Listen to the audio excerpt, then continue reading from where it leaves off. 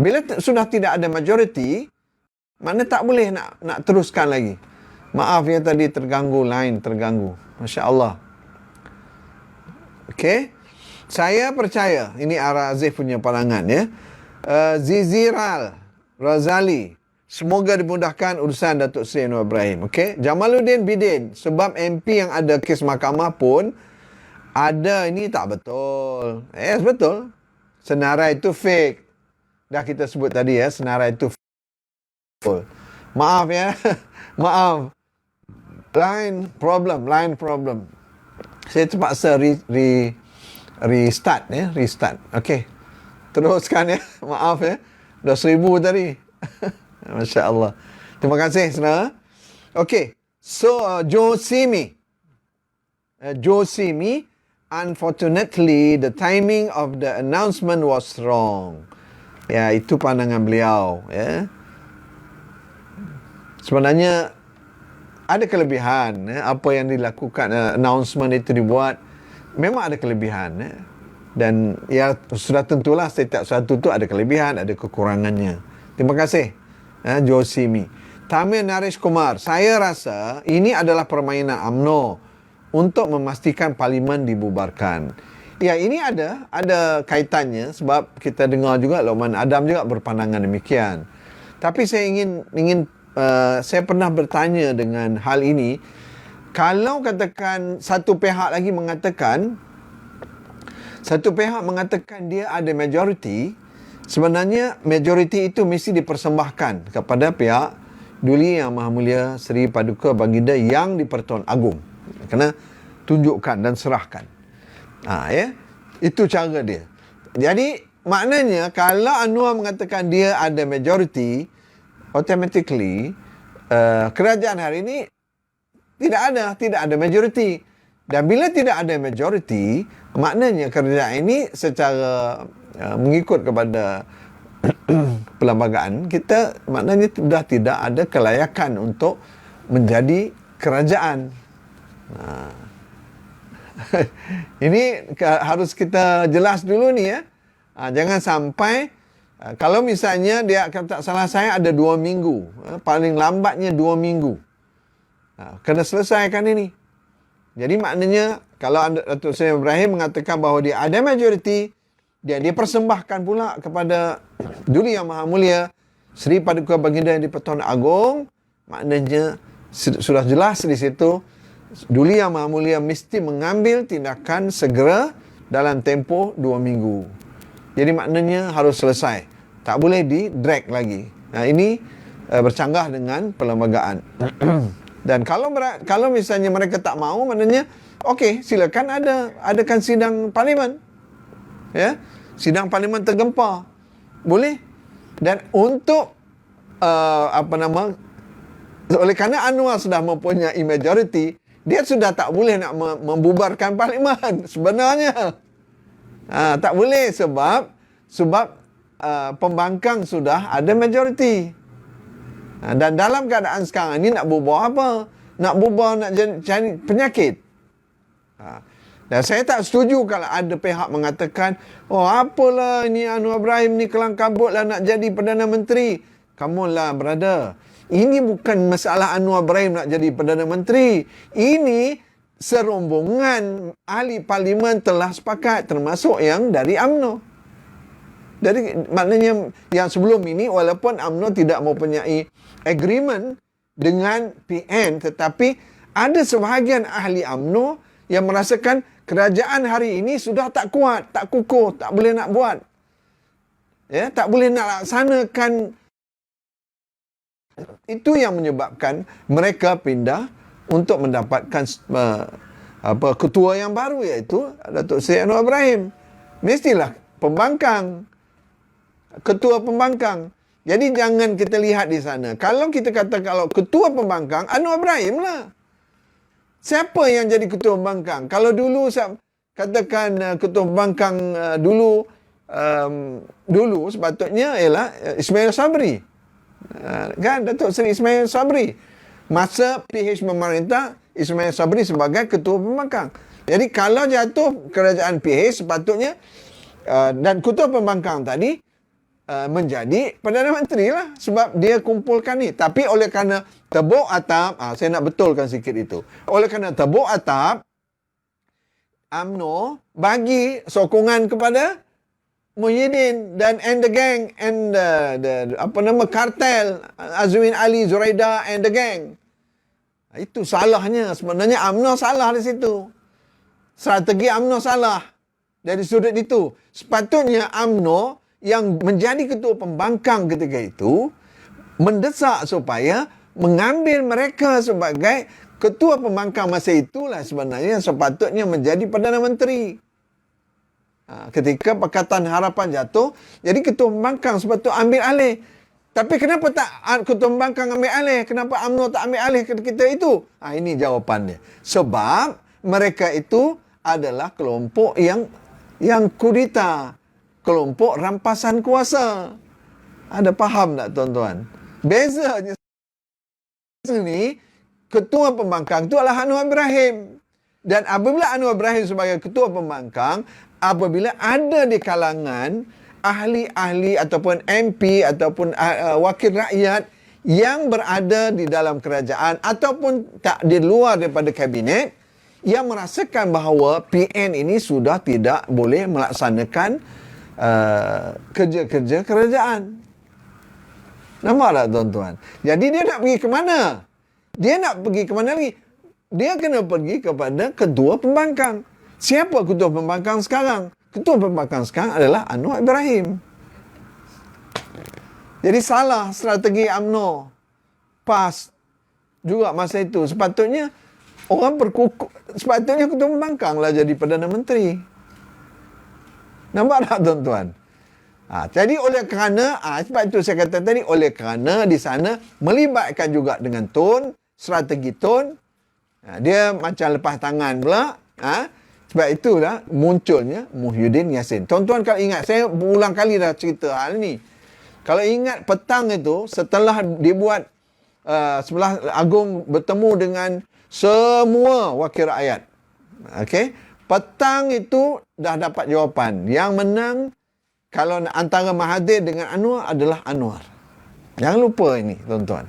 Yang menang pada petang itu, sebelum isytiharkan Muhyiddin Yassin ini, yang menang sebenarnya adalah Anwar. Kalau Anwar dan Mahathir, yang menang adalah Anwar. Tapi Mahathir tahulah. Dia punya pusing. Akhirnya, yang terjadi adalah kelompok yang tebuk atap tadi. Sayang sebenarnya cukup. Sebenarnya UMNO salah strategi di situ. Patutnya siapa yang menjadi ketua pembangkang ketika itu, dialah yang lead. Dia sepatutnya yang lead. Yang pergi bagi pula mangkuk hayun pula jadi. Ada apa nama cerita? Setakat baca, macam tadi lah kawan tu kata, setakat baca announcement lah hari-hari. Ismail Sabri. Datuk Ismail Sabri. Hari-hari cerita dalam TV, cerita tentang COVID-19. Patutnya dia nak jadi Perdana Menteri. Sebab dia adalah ketua pembangkang. Tapi salah percaturannya, tengok-tengok Abah pula jadi Perdana Menteri. Di situlah nampak sekali bahawa di situlah letaknya kelemahan mereka, yang tebuk-tebuk atap ni, geng tebuk atap ni, di situ jelas sekali menampakkan diri mereka terlalu kelang kabut, terlalu nak mengambil kuasa, ambil kesempatan dan sebagainya, akhirnya bungkus. Sekarang ni tuan-tuan, kalau kita lihat secara ininya, saya perhatikan pun memang gayanya payah, susah. Walaupun ada orang kata ini betul ke ni? Iya ke ni? Ya kan? Tuan-tuan, kalau benda tu dah sampai kepada yang di-Pertuan Agong, ya sudah, takkan nak pusing belakang ni. Ya? Ya kan? Rakyat boleh biarkan permainan-permainan seperti ini. Saya yakin rakyat takkan benarkan. Rakyat takkan benarkan. Ya? Permainan-permainan yang tak berapa steady lah. Kan? Kalau kita buat sampai 2 kali, buat macam dulu, tak mau dia. Rakyat mesti tentang. Ya? Jangan ada mana-mana pihak yang ingin untuk mengambil kesempatan di atas keadaan sekarang. Okey, informasi. Mungkin tuan-tuan pun dah tahu ya. Ada pihak yang cuba ambil kesempatan ini. Apa dia? Kesempatan apa ni tuan-tuan? Tengok. Ini selama 2 minggu sudah jelas bahawa PM8 tidak memegang majoriti anggota parlimen. Ini pandangan salah seorang ya. Walaupun begitu nampaknya pushback terus membalikkan angka. Okey.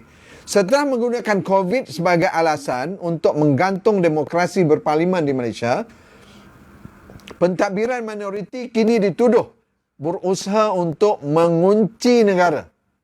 Kunci negara ya. Atau sekurang-kurangnya selangor untuk menghalang orang yang memegang majoriti, yakni Anwar Ibrahim, daripada bertemu dengan raja seperti yang akhirnya dirancang untuk hari Isnin. Isnin dululah. Besok kita nak tunggu. Besok mesti ada informasi dan kenyataan dari pihak istana. Ya, sebab dah delay dah. Dah delay. Yang ini dah 2 minggu lah.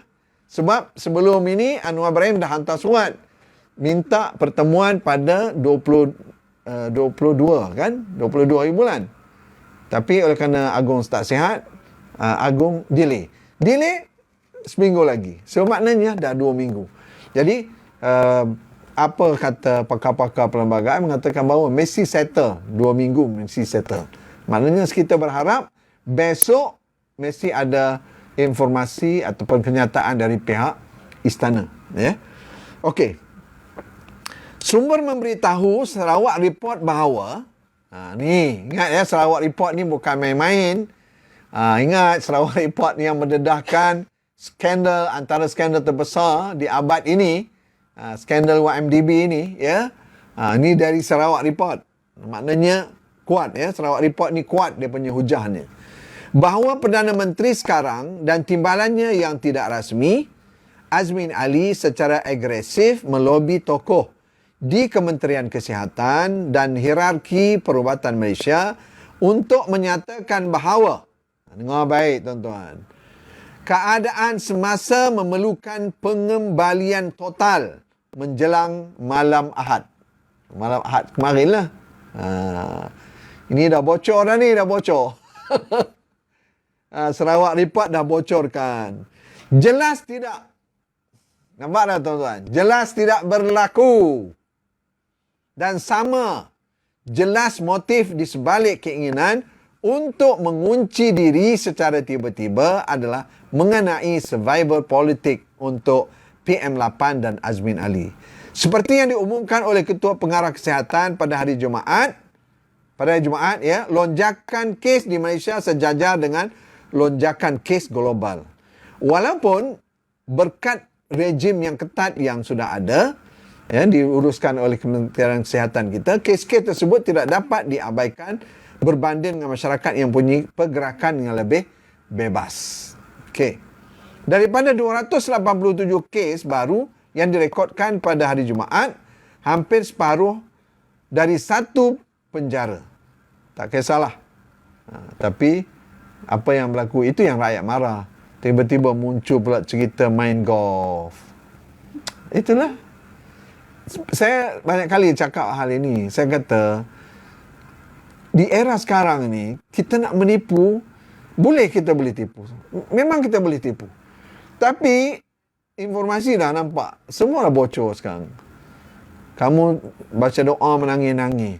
Lepas tu kamu cerita, kita ambil peduli macam ayah, macam abah, ada orang kata. Tapi rakyat yang derita, rakyat yang budak-budak sekolah yang entah macam mana tu tak balik, rantau sekolah, tengok-tengok sekolah tutup dan sebagainya. Ini semua mencederakan perasaan rakyat.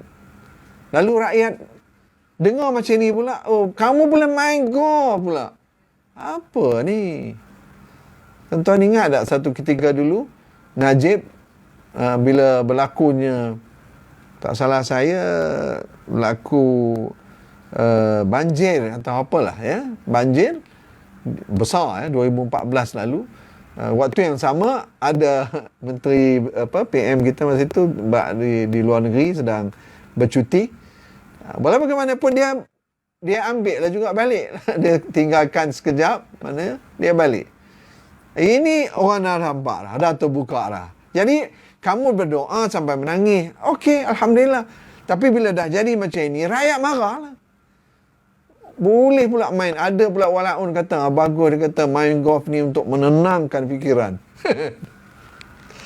Punya untuk menenangkan fikiran, kata. Sebab nak menguruskan negara ni susah. Walaun ni betul lah.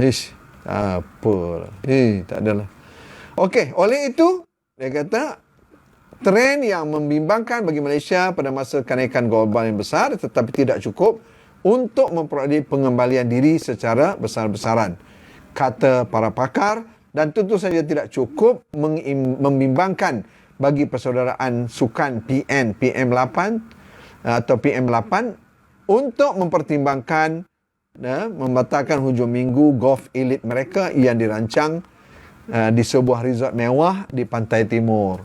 Sehingga saat terakhir ketika kehadiran mereka di KL menjadi mendesak. Itu yang pertemuan dengan MKN dan sebagainya ya.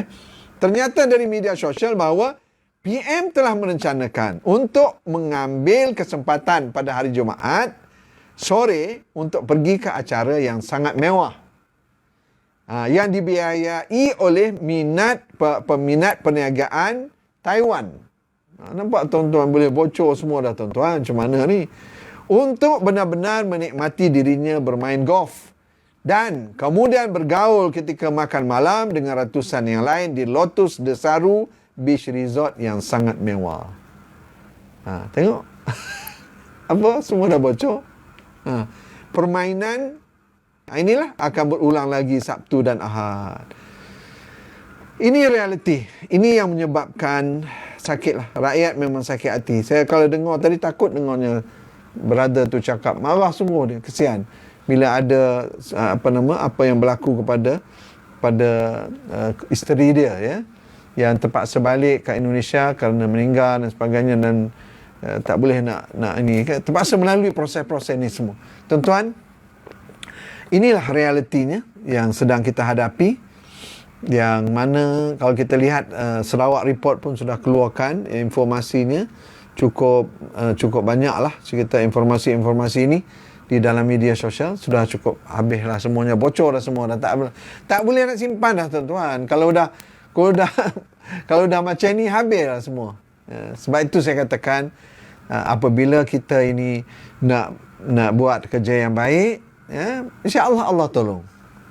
Ada jalannya.